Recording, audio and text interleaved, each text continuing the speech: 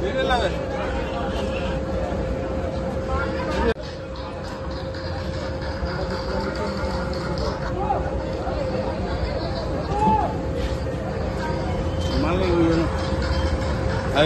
ayo Malik ayo no.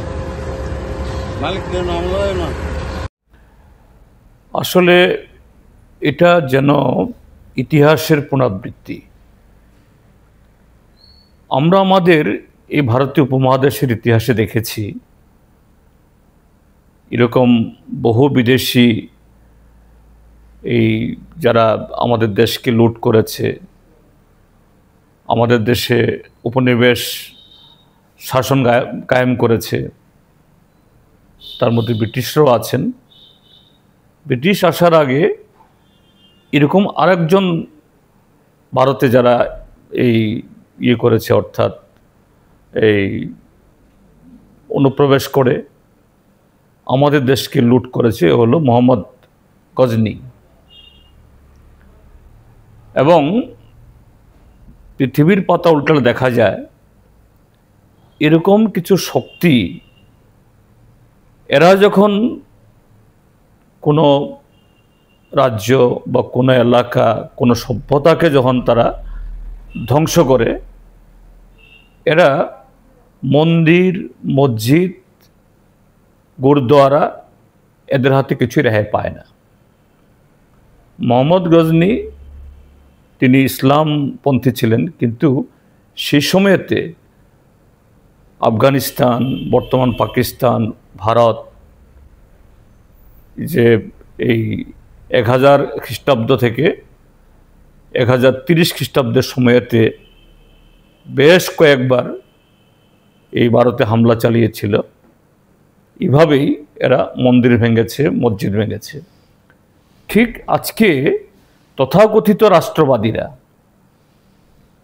এদের মুখে যতই যে জয় শ্রীরাম ধ্বনি হোক, ভারত মাতা কি জয় হোক, এটা হলো অস্ত্র, অবয়ব। ভেতরটা হলো এই ভারতীয় সভ্যতার সংস্কৃতি বিরোধী একটা মানসিকতা।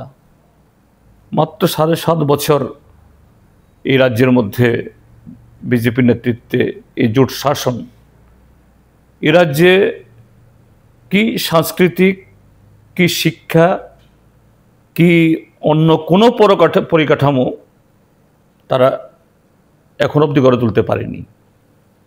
বামফ্রন্ট সময়ের সময়তে বহু লড়াই করে নিয়ে আসা প্রকল্প, এটা এই জাতীয় সড়কে হোক বা ফ্লাইওভার বা অন্য কিছু, এগুলো হয়েছে। ওই ক্রিকেট স্টেডিয়াম 7.5 বছর হয়ে গেল বামফ্রন্ট সরকার সময়েতেই এটা প্রায় অর্ধেক শেষ হয়েছিল, এখনও শেষ করতে পারেনি, কিন্তু বহু কোটি টাকা লুট হয়ে গেছে। এখন অতীতে বামপন্থী ফ্রন্ট সরকারের সময়তে তৈরি আমাদের ত্রিপুরাজ্যের সবচেয়ে বড় সাংস্কৃতিক অঙ্গন রবীন্দ্র শতবার্ষিকী ভবন, যা উত্তর পূর্বাঞ্চলের মধ্যে অন্যতম একটা আধুনিক প্রেক্ষাগৃহ।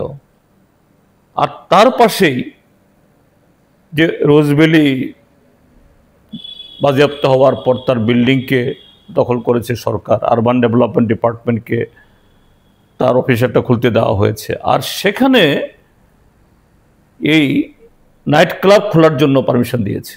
তার মানে হলো শুধু নতুন প্রকল্পের অর্থ লুট করা না, নাইট ক্লাব সংস্কৃতি, বিদেশি এবং দেশি মদের সংস্কৃতি, লুট, এ সমস্ত করে যে পরিকাঠামো ধ্বংস করেছে। এখন জীবন, যৌবন, সংস্কৃতি এ রাজ্যের এটা সম্পূর্ণ কলুষিত করে এরা বুঝতে পেরেছে এদের বিদায় আসন্ন। বিজেপি কাজে যাওয়ার আগে এই ত্রিপুরাজ্যটাকে তার শেষ অবশিষ্টটুকুতেও এটাকে ধ্বংস করে দিয়ে যাও। এই জীবনটাকে সম্পূর্ণ উদাসীন এবং একেবারে ছিন্নমূলের মতো এটা করেছে। আমি পত্রপত্রিকায় দেখেছি, কয়েকটা পত্রিকা, বিশেষ করে ত্রিপুরা দর্পণ পত্রিকা, খুব দারুণভাবে এই বক্তব্যগুলো তারা তুলে ধরছেন।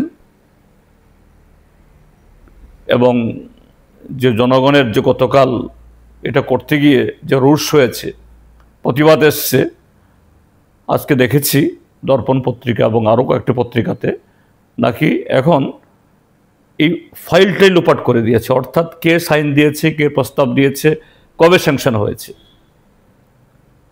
আমি বলবো এই যে স্মার্ট সিটির অর্থ শৈলেশ যাদব মহোদয় 565 কোটি টাকা নাকি খরচ করে ফেলেছে বলে একটা রিপোর্ট দিয়ে গেছে। তার সম্পূর্ণটা, সমস্ত তার উপাদানগুলি, এই আইটেমগুলো তদন্ত হওয়া উচিত। 565 টাকা খরচ হলো আগরতলা শহরে, কোথায়? চোখে তো পড়ছে না।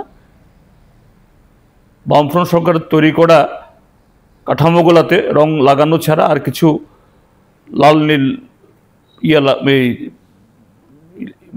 বিদ্যুতের বাতি লাগানো ছাড়া কি হয়েছে? এখানে মিউনিসিপ্যালিটির অ্যাকাউন্ট থেকে 16 কোটি টাকা লোড করে নিয়ে যায়। এটা 16 কোটি না, আমার সন্দেহ এটা আরো বহু কোটি। সব মিলিয়ে এই ত্রিপুরা রাজ্যটাকে মিউনিসিপ্যালিটি, এই মিউনিসিপ্যাল কর্পোরেশন এবং আমাদের ত্রিপুরা রাজ্যের সুস্থ সংস্কৃতি, রাজনৈতিক পরিবেশ ওই মোহাম্মদ গজনীর মতো এইভাবে একটা বহুমুখী ধ্বংসের কিনারায় নিয়ে পৌঁছিয়েছে। তার বিরুদ্ধে তীব্র প্রতিবাদ জানাচ্ছি আমরা। এবং এই রাজ্যের সমস্ত যারা সুনাগরিক, দেশপ্রেমিক, এই রাজ্যের যে জনগণ, তাদের কাছে বলবো, আর কত চুপ করে থাকবো আমরা? রাস্তায় নামুন, প্রতিবাদী হন, এই রাজ্যটাকে সব দিক থেকে ধ্বংসের হাত থেকে বাঁচান।